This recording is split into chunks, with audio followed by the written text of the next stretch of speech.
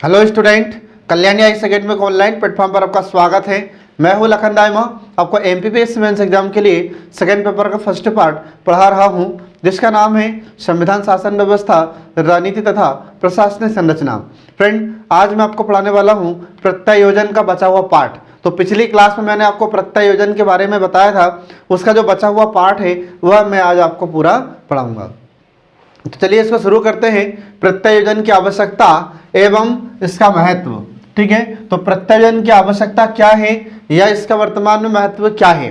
ठीक है, अब इसमें देखिए तो सबसे पहली आवश्यकता या इसका सबसे पहला महत्व होता है कि इससे समय की बचत होती है।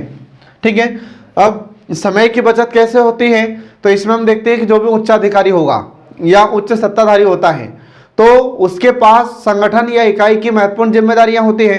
अब किसी भी अगर उच्च अधिकारी को सारे कार्य करना है तो ये संभव नहीं है, सारा कार्य अकेला खुद नहीं कर सकता। तो इस कारण से फिर वह क्या करता है, कुछ कार्य अपने अधीनस्थों को दे देता है, जिससे क्या होता है कि उसका समय बचता है। तो जो किसी भी संगठन में जो भी सत्ताधारी है, जो भी उच्चाधिकारी है, जिसके पास जिम्मेदारियां अधिक होती है और इन जिम्मेदारियों में वह नीति निर्धारण तथा नियोजन प्रमुख होता है। और यदि उच्च अधिकारी यह चाहता है कि वह नीति निर्माण तथा नियोजन के क्रम में अधिक समय तथा चिंतन प्रदान करे तो उसे उन दैनिक कार्यों से मुक्त होना पड़ेगा जो सरलता पूर्वक निम्न अधिकारी कर सकता है। ठीक है, और इसीलिए कहते हैं कि नियंत्रण, निर्देशन, नीति तथा नियोजन के अतिरिक्त अन्य कार्य एवं अधिकार दूसरों को प्रत्यायोजित करने वाला अधिकारी अधिक सफल रहता है। तो इससे समय की बचत होती है प्रत्यायोजन करने से, ये आपको ध्यान रखना होगा। फिर इसके बाद में दूसरा होता है कार्यबोझ। तो किसी भी संगठन में या इकाई में व्यक्ति में एक निश्चित सीमा तक कार्य को समझने तथा कार्य को करने की क्षमता होती है। ठीक है, और यदि कार्य का बोझ ज्यादा हो जाता है या कार्य बढ़ता चला जाता है तो एकमात्र कारगर रास्ता यही होता है कि इसे दूसरों को प्रत्यायोजित कर दिया जाए, क्योंकि एक ही अधिकारी सारे कार्य नहीं कर सकता, इसलिए उसको अपना कार्यबोझ थोड़ा सा कम करना पड़ता है। मतलब उसके जो अधीनस्थ हैं, तो अधीनस्थ जो कार्य कर सकते हैं तो वह उच्चाधिकारी वे कार्य उन अधीनस्थों को दे देता है। फिर इसके बाद में समस्त प्रकार के कार्य स्वयं के कंधों पर लादने वाले अधिकारी न तो कार्यों को शीघ्र निष्पादित कर सकते हैं और न ही मितव्ययिता तथा कुशलता उनमें रह पाती है। ठीक है, अगर एक ही व्यक्ति सारे काम करेगा तो उसमें वह कुशलता नहीं हो पाएगी, कुशलता पूर्वक कार्य नहीं कर सकता, इसलिए प्रत्यायोजन करना जरूरी होता है। इसके बाद फिर अगला आ जाता है कि प्रबंधकीय गुणों का विकास होता है इससे। अब प्रबंधकीय गुणों का विकास कैसे होता है, तो प्रत्यायोजन प्रक्रिया भविष्य के उच्चाधिकारी या प्रशासक तैयार करती है। इससे नई समस्याओं तथा चुनौतियों से जूझने की क्षमता और यदि किसी में उत्पन्न करनी है तो उसका सर्वश्रेष्ठ रास्ता प्रत्यायोजन ही होता है। ठीक है, इसके बाद फिर प्रत्यायोजन के पश्चात उच्चाधिकारी आसानी से यह पता लगा सकता है कि किस अधीनस्थ में कितनी प्रतिभा है, कितनी लगन है, कितना उत्साह है कार्य करने के प्रति, और इस प्रक्रिया से भविष्य के लिए अनुभवी प्रबंधक को तैयार किया जा सकता है और साथ ही सहजता से कार्य निष्पादन और मूल्यांकन भी हो पाता है। फिर इसके बाद में अगली आवश्यकता या महत्व है कि संगठनात्मक लचीलेपन हेतु। तो इससे क्या होता है प्रत्यायोजन से, तो इससे कठोरता, जड़ता तथा रूढ़िवादिता किसी भी संगठन में कार्य कुशलता एवं विकास के लिए बाधक होती है और परिवर्तित परिस्थितियों के अनुकूल संगठन को ढालने तथा कार्मिकों का विकास करने के लिए यह आवश्यक हो जाता है कि संगठन में लचीलेपन का समावेश हो, ताकि नवाचार तथा प्रत्यायोजन द्वारा जड़ता को समाप्त किया जा सके। ठीक है, तथा संगठन के जो उद्देश्य होते हैं उन संगठन को बेहतर ढंग से प्राप्त किया जा सके। ठीक है फ्रेंड, तो ये आपको इसमें ध्यान रखना होगा। अब इसके बाद फिर अगला देखिए, इससे मितव्ययिता एवं कुशलता को बढ़ावा मिलता है। अब मितव्ययिता का मतलब क्या हो जाता है, तो मितव्ययिता का अर्थ होता है कि कम खर्च करके ज्यादा से ज्यादा आउटपुट प्राप्त करना। ठीक है, तो कम लागत पर अधिकतम परिणाम प्राप्त करना, ये मितव्ययिता कहलाती है, मतलब पैसे बचाना। ठीक है, और कुशलता मतलब दक्षता पूर्वक कार्य करना। तो इसमें देखिए, तो प्रत्यायोजन से निर्णयों में शीघ्रता आती है क्योंकि निर्णय के प्रशासनिक स्तर कम हो जाते हैं, और शीघ्र तथा प्रभावी निर्णयों से संगठन में मितव्ययिता आती है और कुशलता भी आती है, और इन दोनों का समावेश होने लगता है। इसके बाद फिर कार्यों तथा अधिकारों का विभाजन होने से उच्चाधिकारी के सामने नियंत्रण और निर्देशन की भी स्पष्टता बनी रहती है। फिर इसके बाद में अगला आ जाता है उत्तराधिकार में सहायता। अब इसका मतलब क्या हो जाता है, तो प्रत्यायोजन तथा उत्तराधिकार में सीधा संबंध होता है, और प्रत्यायोजन के माध्यम से भविष्य के प्रबंधक तथा उत्तराधिकारी तैयार किए जाते हैं, और एक उच्च प्रशासक के द्वारा पद छोड़ने पर दूसरे अनुभवी एवं योग्य प्रशासक तभी मिल सकते हैं जब संगठन में प्रत्यायोजन अपनाया गया हो या प्रत्यायोजन को बढ़ावा दिया गया हो। ठीक है फ्रेंड, तो ये आपको इसमें ध्यान रखना है। अब इसके बाद देखिए अगली आवश्यकता या अगली आवश्यकता है तकनीकी जटिलता। अब तकनीकी जटिलता का मतलब क्या हो जाता है, तो आज हम देखते हैं कि प्रशासन में ज्यादा से ज्यादा टेक्नोलॉजी का उपयोग किया जा रहा है। अब जो पुराने समय में अधिकारी नियुक्त हुए हैं तो उनके समक्ष सबसे बड़ी समस्या है तकनीकी की जटिलता। मतलब वे लोग टेक्नोलॉजी से अवगत कम होते हैं, जिसके कारण उनको कार्य करने में कठिनाई होती है। तो इस कारण से उन्हें क्या करना पड़ता है कि जो उनका अधीनस्थ होता है उसे प्रत्यायोजन करना पड़ता है। तो देखिए इसमें क्या होता है, तो समय के साथ सभी प्रकार के संगठनों में आ रही तकनीकी जटिलताएं तथा विशेषज्ञ सेवाएं ये प्रत्यायोजन की मात्रा को बढ़ावा दे रही है, और प्रत्येक अधिकारी के लिए यह संभव नहीं है कि यह प्रशासन तथा संगठन के विषय में सभी तकनीकी बिंदुओं को गहनता एवं स्पष्टता से समझता हो। इसके बाद फिर तकनीकी विषयों से संबंधित जो समस्याएं होती है, जटिलताएं होती हैं, तो इन जटिलताओं के कारण विवश होकर जो प्रमुख अधिकारी होता है तो वह विचार विमर्श, विश्लेषण तथा योजना निर्माण और संगठन का कार्य दूसरे विशेषज्ञ अधिकारियों को दे देते हैं, और प्रत्यायोजन के उपरांत भी उच्च स्तरीय नीति निर्माण तथा निर्णय उच्चाधिकारी ही करते हैं। ये आपको ध्यान रखना होगा। तो अंतिम रूप से जो निर्णय लेने का अधिकार होता है यह उच्च अधिकारी के पास ही होता है। ठीक है, तो निर्णय लेने की जो जिम्मेदारी है यह प्रत्यायोजित नहीं की जाती। ठीक है फ्रेंड, तो ये आपको ध्यान रखना है। अब इसके बाद देखिए अगला जाता सीखने का माध्यम।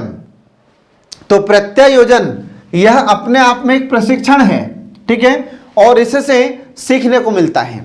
तो जो मुख्य प्रशासनिक अधिकारी का यह दायित्व है कि वह अधीनस्थों में कार्य तथा उत्तरदायित्व का वितरण करे, ताकि इन अधिकारों, कार्यों तथा उत्तरदायित्वों को निभाने के क्रम में अधीनस्थ अनुभव प्राप्त कर सके।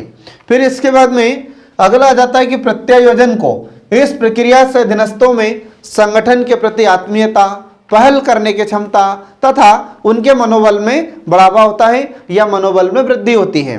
फिर इसके बाद में जो निम्न पदधारक होते हैं, तो निम्न पदधारक व्यक्ति जब उच्च स्तरीय कार्य एवं सत्ता का प्रयोग करेगा तो स्वाभाविक रूप से उसे अपने आप में गर्व महसूस होगा।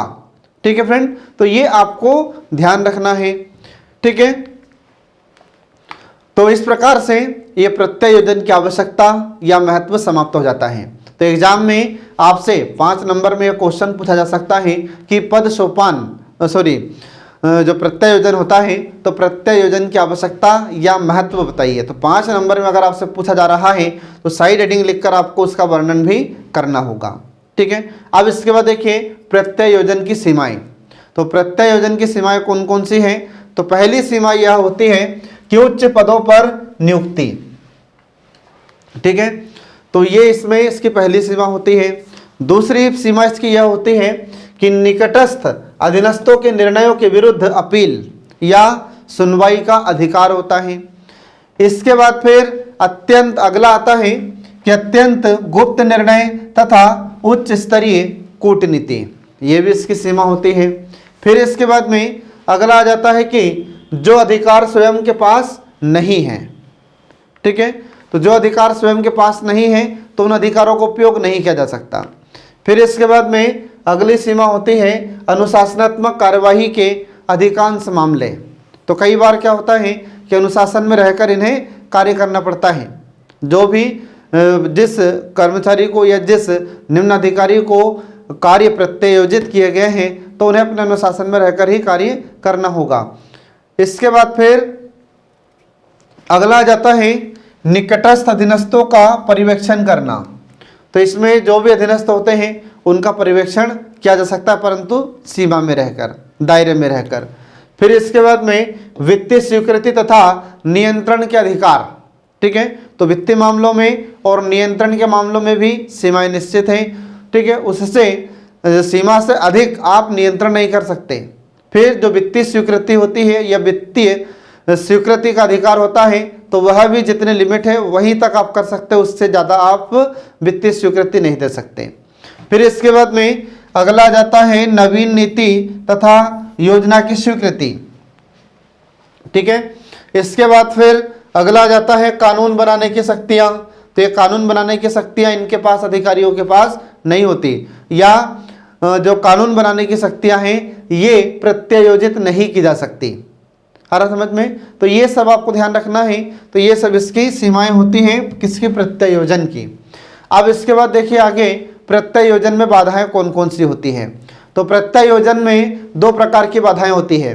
पहली होती है संगठनात्मक बाधाएं और दूसरी होती है कार्मिक बाधाएं। ये दो प्रकार की बाधाएं होती है। अब पहली बाधा देखिए इसमें संगठनात्मक बाधाएं। तो इसमें क्या होता है? तो इसमें देखिए कि संविधान, कानून तथा संगठन के उद्देश्य एवं नियम भी प्रत्यायोजन की सीमाएं तय कर लेते हैं। आ रहा समझ में? इसका मतलब यह हुआ कि जो संविधान होता है, कानून होता है तथा जो संगठन के उद्देश्य होते हैं एवं नियम होते हैं, ये भी क्या करते हैं? तो ये भी प्रत्यायोजन की सीमाएं तय करते हैं। ये आपको ध्यान रखना होगा। फिर इसके बाद में गंभीर परिस्थितियों में प्रत्यायोजन नहीं किया जा सकता। जैसा कानून बनाने का अधिकार है तो यह सिर्फ विधायिका को है, इसका प्रत्यायोजन नहीं किया जा सकता। आ रहा समझ में? इसके बाद फिर आगे देखिए अगला जाता है कि कुछ संगठनों में प्रत्यायोजन हेतु उन स्थापित तरीकों तथा प्रक्रियाओं का अभाव होता है जो प्रत्यायोजन के लिए आवश्यक होता है, और यह बाधा या यह समस्या नए तथा छोटे संगठनों में पाई जाती है। इसके बाद फिर आगे देखिए इसमें संगठन का आकार तथा भौगोलिक स्थिति भी प्रत्यायोजन को प्रभावित करती है। बड़े तथा फैले हुए संगठनों में प्रत्यायोजन अधिक होता है, और अगर संगठन छोटा है तो उसमें प्रत्यायोजन कम होगा। जितना ज़्यादा बड़ा संगठन होगा उतना ही प्रत्यायोजन करना पड़ेगा। फिर इसके बाद में अगली बाधा है इसमें कि पदों, अधिकारों तथा कर्तव्यों के क्रम में अस्पष्टता हो तो प्रत्यायोजन करना कठिन माना जाता है। आ रहा समझ में? फिर इसके बाद में अगला आ जाता है कि समन्वय प्रक्रिया तथा संपर्क प्रणाली का अभाव हो तो प्रत्यायोजन करना मुश्किल रहता है। इसके बाद फिर अस्थिर कार्यों का प्रत्यायोजन कठिनता से किया जाता है, या जो अस्थिर कार्य होते हैं तो उनका प्रत्यायोजन करना बहुत मुश्किल होता है। ये आपको ध्यान रखना होगा। ठीक है, तो यहां पर कठिनता से किया जाता है, यहां पर से आएगा, ये आपको ध्यान रखना है। ठीक है, अब इसके बाद देखिए इसमें कार्मिक बाधाएं। जो कार्मिक बाधाएं होती हैं तो फिपनर ने कुछ मानवीय कारणों को प्रत्यायोजन में बाधाएं माना है। तो देखिए इसमें कौन कौन सी बाधाएं इन्होंने फिपनर ने माना है। तो देखिए इसमें पहली बाधा यह होती है कि उन्हें यह भी भय रहता है कि प्रभावशाली अधीनस्थों को अधिकार देने से वफादारी कम हो जाएगी या वे विरोधी बन जाएंगे।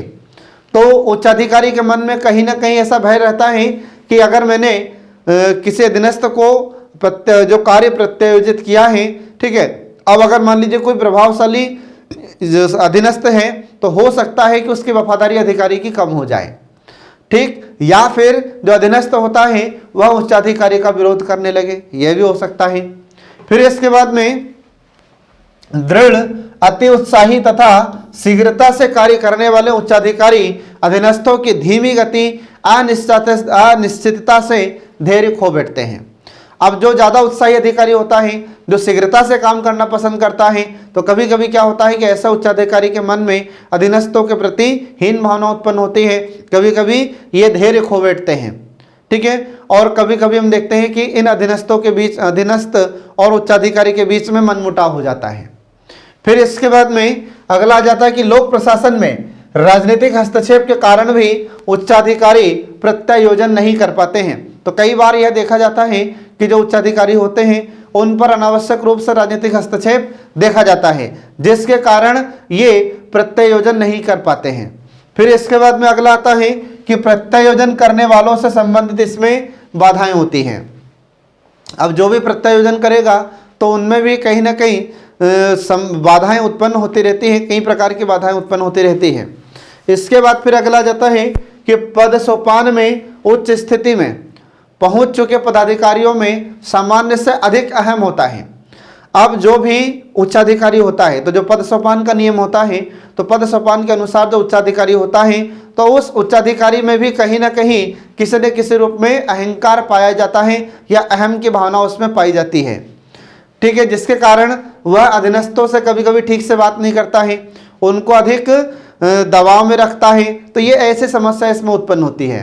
फिर इसके बाद में उन्हें यह डर रहता है कि दूसरे व्यक्ति सही निर्णय नहीं कर पाएंगे या क्रियान्वित नहीं कर पाएंगे। तो जो उच्चाधिकारी होता है उसके मन में कभी कभी यह डर बना रहता है कि मैं जिस व्यक्ति को, जिस अधीनस्थ को कार्य दे रहा हूं तो क्या होगा, पता नहीं वह ठीक से कार्य करेगा या नहीं करेगा, फिर उसका क्रियान्वयन ठीक से कर पाएगा या नहीं कर पाएगा। तो ऐसा भय उनके मन में बना रहता है। ठीक है, इसके बाद फिर अगला देखिए इसमें कि बहुत से प्रत्यायोजन करने वाले इच्छुक यह नहीं जानते कि प्रत्यायोजन कैसे किया जाए। तो कई बार तो क्या होता है कि जैसे जो नए नए अधिकारी नियुक्त होते हैं तो उन अधिकारियों को पता नहीं होता है कि कार्यों का प्रत्यायोजन कैसे करें। ठीक है, फिर इसके बाद में प्रत्यायोजन करने वाले यह भी नहीं जानते कि किस सीमा तक प्रत्यायोजन किया जाएगा, क्योंकि संगठन तथा प्रबंधन की कला अभी परिपक्व नहीं हुई है तथा बहुत से संगठनों में प्रत्यायोजन किया भी नहीं जा रहा है। ऐसे बहुत सारे संगठन होते हैं जिसमें प्रत्यायोजन नहीं किया जाता है, जिसका जो काम है उसको करना पड़ेगा।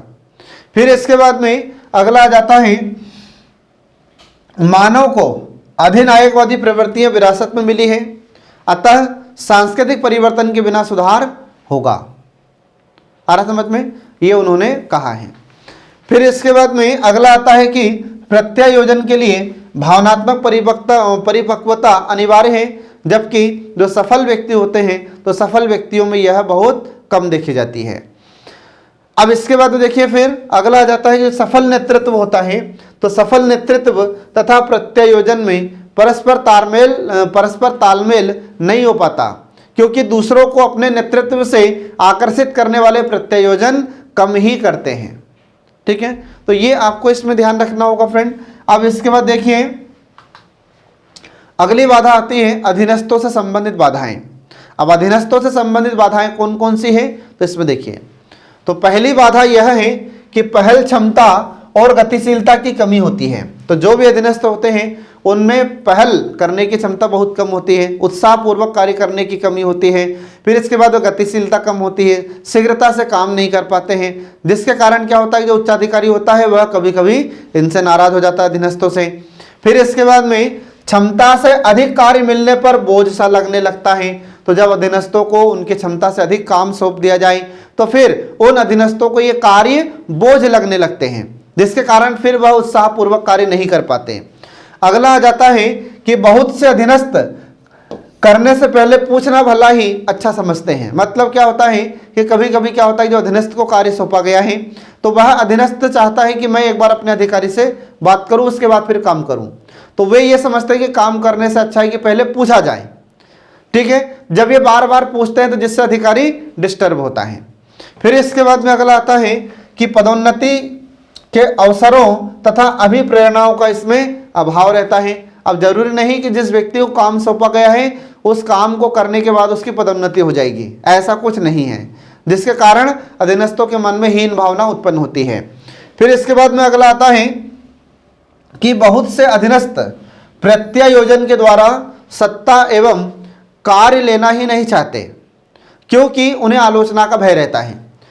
तो जिस अधीनस्थ को कार्य सौंपा जाता है तो कई बार उनकी बुराई भी की जाती है, कई बार उनकी आलोचना भी की जाती है।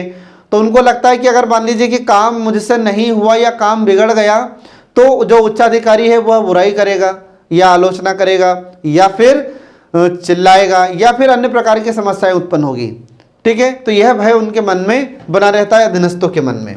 फिर इसके बाद में अगला आता है कि अच्छा कार्य करने के लिए आवश्यक जानकारी तथा संगठनों का अभाव होता है। इसके बाद फिर अगला इसमें आ जाता है लास्ट पॉइंट इसका कि आत्मविश्वास की कमी रहती है। तो जो भी अधीनस्थ होता है, जिसको काम दिया जाता है, कार्य सौंपा जाता है, तो उसके अंदर आत्मविश्वास की कमी होती है कि मैं यह कार्य कर सकता हूं। तो यह आत्मविश्वास उनके अंदर नहीं होता है, जिसके कारण वे ठीक से कार्य नहीं कर पाते हैं। ठीक है फ्रेंड, तो ये आपको इसमें ध्यान रखना होगा। अब इसके बाद देखिए आगे, तो प्रत्यय योजन को प्रभावी कैसे बनाया जाए। तो प्रत्यय योजन को प्रभावी बनाने के लिए फिप्नर ने कुछ आवश्यक तत्व बताए हैं। तो कौन कौन से आवश्यक उपाय हैं फिप्नर के अनुसार। तो देखिए इसमें पहला उपाय यह है कि संगठन की सामान्य नीतियां निश्चित कर उनका प्रचार करें। आ रहा समझ में। तो जो संगठन की सामान्य नीतियां हैं निश्चित की जाए और उनका फिर प्रचार किया जाए। ये पहला प्रभावी इसका तत्व होता है। दूसरा प्रभावी तत्व यह होता है, यह प्रभावी उपाय होता है कि क्रियात्मक तथा व्यवस्था संबंधी प्रक्रियाओं का अधिक से अधिक मानकीकरण करने की चेष्टा की जाए। फिर इसके बाद में अगले है, इसमें अगला उपाय है कि कार्य विश्लेषण किया जाए। संगठनात्मक अध्ययन, बजट, नियोजन, कार्य प्रगति अध्ययन, व्यवस्था और प्रक्रियाओं के सरलीकरण जैसे प्रबंधन नियोजन के कार्य निरंतर करते रहें। फिर इसके बाद में अगला आ जाता है उपाय कि दायित्वों का निर्वाह करने में सक्षम अधीनस्थों का चयन किया जाए। ठीक है, तो जब किसी भी अधीनस्थ को दायित्व सौंपा जाए तो पहले यह विचार किया जाए कि जिस अधीनस्थ को कार्य सौंपा जा रहा है वह उस कार्य को करने लायक है या नहीं है। फिर इसके बाद में अगला उपाय है कि प्रत्येक कार्मिक की जिम्मेदारियां स्पष्ट करें। तो जितने भी कार्मिक हैं उन सभी की जिम्मेदारियां स्पष्ट की जाए कि किसकी क्या जिम्मेदारी होगी। फिर इसके बाद में अगला आता है कि प्रत्यय योजन के संबंध में उचित प्रशिक्षण दिया जाए। ठीक है फ्रेंड, तो ये आपको इसमें ध्यान रखना है। ये प्रत्यय योजन को प्रभावी बनाने के लिए कुछ उपाय हैं। इसके बाद फिर अगला उपाय इसमें आ जाता है कि प्रत्यय योजन संपूर्ण पद सोपान व्यवस्था में ऊपर नीचे तथा हर दिशा में सूचनाओं के आदान प्रदान की व्यवस्था की जाए, ताकि पता तो रहे कि किसको प्रत्यायोजन किया जाना है, किसको नहीं किया जाना है। यह जानकारी अधिकारी को प्राप्त होना चाहिए। फिर इसके बाद में योग्य प्रत्यायोजक संगठन में हो, और योग्य प्रत्यायोजक वह होता है जो प्रत्यायोजन का महत्व समझता हो और अधीनस्थों में विश्वास रखता हो कि पर्याप्त सूचनाएं एवं तथ्य एकत्र रखता हो। फिर इसके बाद में अधीनस्थों को प्रोत्साहित करने वाला हो। ठीक है, इसके बाद फिर अधिकार एवं उत्तरदायित्व में संतुलन बनाना जानता हो। फिर इसके बाद में अनौपचारिक संबंधों तथा संगठनों का महत्व समझता हो और अधीनस्थों की समस्या का समाधान करना जानता हो। ऐसा अधिकारी या ऐसा उच्चाधिकारी या ऐसा प्रत्यायोजक योग्य प्रत्यायोजक कहलाता है। ठीक है, तो ये उसके अंदर क्वालिटी या ये विशेषताएं या ये गुण होना चाहिए एक अच्छे प्रत्यायोजक के अंदर। ठीक है, तब वह प्रत्यायोजन आसानी से कर सकता है और जो अधीनस्थ होंगे तो इसके द्वारा किए गए प्रत्यायोजित कार्यों को ठीक ढंग से कर पाएंगे। ठीक है, तो ये सब आपको ध्यान रखना होगा फ्रेंड। तो 5 नंबर में आपसे क्वेश्चन पूछा जा सकता है कि बताइए प्रत्यायोजन को प्रभावी बनाने के लिए उपाय। तो ये उपाय आपको 5 नंबर में लिखने होंगे। अब देखिए फ्रेंड, इसमें प्रत्यायोजन और विकेंद्रीकरण में अंतर। तो प्रत्यायोजन में और विकेंद्रीकरण में अंतर क्या होता है ये अब देखिए इसमें। ठीक है, तो पहला देखिए प्रत्यायोजन। जो प्रत्यायोजन होता है यह एक प्रशासनिक अवधारणा होती है। मतलब प्रत्यायोजन किस क्षेत्र में किया जाता है, तो ये प्रशासन में किया जाता है। तो इसमें हम देखते हैं कि जो भी अधिकारी है अपने कुछ दायित्व अपने अधीनस्थ को सौंपता है। जबकि विकेंद्रीकरण में क्या होता है, तो विकेंद्रीकरण यह राजनीतिक व लोकतांत्रिक अवधारणा होती है। आ रहा समझ में। तो जो विकेंद्रीकरण होता है यह कैसी अवधारणा है, राजनीतिक अवधारणा है और लोकतांत्रिक अवधारणा है। इसका मतलब क्या है कि इसमें एक अलग से इकाई को स्थापित किया जाता है। जैसे हम देखते हैं कि हमारे भारत में पंचायती राज जैसी संस्था की स्थापना हमारे भारत में की गई है। तो जो पंचायती राज की स्थापना की गई हमारे भारत में, तो जिस प्रकार से केंद्र के स्तर पर केंद्र सरकार कार्य करती है, राज्य के स्तर पर राज्य सरकार कार्य करती है, इसी प्रकार से ग्रामीण क्षेत्र में मतलब स्थानीय स्तर पर यह स्थानीय सरकार काम करती है। तो ये ऐसा होता है विकेंद्रीकरण। इसमें लोकतंत्र और राजनीतिक अवधारणाओं को शामिल किया गया विकेंद्रीकरण में। ठीक है, अब इसके बाद फिर दूसरा यह होता है प्रत्यायोजन। दूसरा है कि यह अस्थायी प्रकृति का होता है प्रत्यायोजन, और इसमें सत्ता को संशोधित या वापस लिया जा सकता है। तो जो प्रत्यायोजन होता है यह प्रशासनिक क्षेत्र में किया जाता है और ज्यादातर परिस्थितियों में अस्थायी प्रकृति का ही होता है, और इसमें सत्ता को मतलब अधिकार को संशोधित किया जा सकता है या फिर इसे वापस भी लिया जा सकता है। जबकि विकेंद्रीकरण में क्या होता है, तो विकेंद्रीकरण की प्रकृति यह स्थायी होती है, यह आपको याद रखना होगा। इसमें हस्तांतरित सत्ता को परिवर्तित करना संभव नहीं होता। जैसे आज हम देखते हैं कि हमारे भारत में जो पंचायती राज की स्थापना की गई है, तो एक बार स्थापना कर दी, अब यह स्थायी है। ठीक है, अब इसके बाद में इसको जो सत्ता हस्तांतरित की गई है, अब इसमें परिवर्तन करना संभव नहीं है। तो इसमें सरकार अपने मन से कुछ परिवर्तन नहीं कर सकती। अगर परिवर्तन करना है तो फिर वही अधिनियम बना, उसके संशोधन करना पड़ेगा। तो यह कैसे होगा फिर संशोधन, तो यह हमारी विधायिका के माध्यम से संशोधन होता है फिर। ठीक है, सरकार अपने मन से इसमें कुछ भी संशोधन नहीं कर सकती। फिर इसके बाद में अगला आता है कि इसमें अंतिम उत्तरदायित्व का हस्तांतरण नहीं किया जा सकता प्रत्यायोजन में। तो जो अंतिम उत्तरदायित्व होता है उच्चाधिकारी का, तो वह उसका प्रत्यायोजन नहीं कर सकता या उसका हस्तांतरण नहीं कर सकता। जबकि जो विकेंद्रीकरण होता है, तो विकेंद्रीकरण में क्या होगा कि अंतिम उत्तरदायित्व का हस्तांतरण अधीनस्थ इकाई को हस्तांतरित कर दिया जाता है। तो जैसे हम देखते हैं कि पंचायती राज को, तो पंचायती राज को अंतिम निर्णय लेने का अधिकार यह सौंप दिया गया है। तो पंचायती राज अपने स्तर पर अंतिम निर्णय लेता है, जबकि प्रत्यायोजन में ऐसा नहीं होता। प्रत्यायोजन में अंतिम निर्णय लेने का अधिकार उच्च अधिकारी को होता है। ठीक है, तो ये आपको इसमें ध्यान रखना होगा। अब इसके बाद फिर अगला आ जाता है कि प्रत्यायोजन अधीनस्थ द्वारा लिए गए निर्णय अंतिम नहीं होते। तो प्रत्यायोजन में हम देखते हैं कि जो भी अधीनस्थ कार्य करेगा, अधीनस्थ के द्वारा जो भी निर्णय लिया जाएगा वह अंतिम नहीं होता है। जबकि जो विकेंद्रीकरण होता है, तो विकेंद्रीकरण में अधीनस्थ इकाई के निर्णय अंतिम होते हैं। ये आपको ध्यान रखना होगा। तो बार बार मैं आपको पंचायती राज का उदाहरण इसलिए दे रहा हूं ताकि आपको जल्दी समझ में आ जाए। तो पंचायती राज हम देखते हैं कि ग्रामीण स्तर पर वे जो भी निर्णय लेते हैं वे मान्य होते हैं और उस स्थानीय स्तर पर उसे लागू भी कर सकते हैं। फिर इसके बाद में अगला आ जाता है कि विकेंद्रीकरण के बिना प्रत्यायोजन संभव नहीं है। ठीक है, फिर इसके बाद में इधर आ जाता है विकेंद्रीकरण में कि प्रत्यायोजन के बिना विकेंद्रीकरण संभव नहीं होता। तो उधर उसमें क्या हो गया कि विकेंद्रीकरण के बिना प्रत्यायोजन संभव नहीं है, और इधर प्रत्यायोजन के बिना विकेंद्रीकरण संभव नहीं होता। फिर इसके बाद में अब अगला अंतर आ जाता है कि अधीनस्थ को निर्णयन व कार्यों में पूर्ण स्वायत्तता प्राप्त नहीं होती। जो भी अधीनस्थ होता है, तो अधीनस्थ को इसमें पूर्ण रूप से स्वायत्तता प्राप्त नहीं होती है निर्णय के संबंध में और कार्य करने के संबंध में। जबकि जो प्रत्यायोजन होता है, विकेंद्रीकरण होता है, तो विकेंद्रीकरण में जो अधीनस्थ इकाई होती है, तो अधीनस्थ इकाई को पूर्ण स्वायत्तता प्राप्त होती है। तो पंचायती राज को हम देखते हैं, तो जो पंचायतें कार्य करती है, नगरीय निकाय कार्य करते हैं, तो ये अपने स्तर पर निर्णय लेने में स्वतंत्र हैं और इनके द्वारा लिए गए निर्णय को अपने स्थानीय स्तर पर लागू भी कर सकते हैं। इतना अधिकार इनके पास होता है। तो ये अपने क्षेत्र में, ये अपने स्थानीय स्तर पर ये इकाइयां स्वायत्त होती है, स्वतंत्र होती है कार्य करने के लिए।